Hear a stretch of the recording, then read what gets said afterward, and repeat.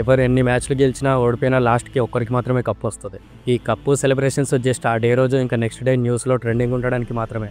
ఇప్పుడు మనకి కప్పు పోయినా నెక్స్ట్ 4 మ్యాచెస్లో మనం చూస్ చేసుకున్న గోల్ అన్ఎక్స్పెక్టెడ్గా ఉండాలి. ఓడిపోతే గివప్ ఇచ్చే టీం మీరు కాదు, మీరు ఓడిపోతే వేరే టీమ్స్కి షిఫ్ట్ అయ్యే ఫ్యాన్స్ మేము కాదు. Let's fight for 300.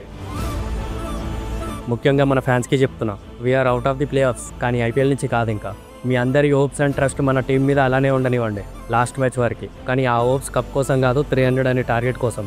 ఫైనల్స్ రోజు కప్పు గెలిచిన వాళ్ళ పేరు ఎట్లా వినిపిస్తుందో, ఇంకో సైడ్ SRH 300 రికార్డ్, ఇది కూడా అంతే వినిపించాలి. SRH లోగోలో కనిపిస్తుంది జస్ట్ ఈగల్ మాత్రమే కాదు, దానికి ఉన్న విజన్, యాక్షన్, టార్గెట్ మన టీం అందరికీ ఉండాలని.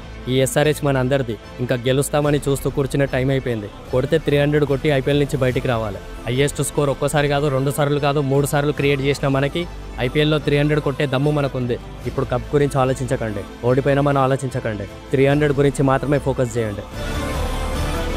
ఢిల్లీ, కోల్కతా, బెంగళూరు, లక్నో, మీలో ఎవరికి 300 కొడుతున్నామో తెలియదు. రెడీగా ఉండండి, వస్తున్నాం.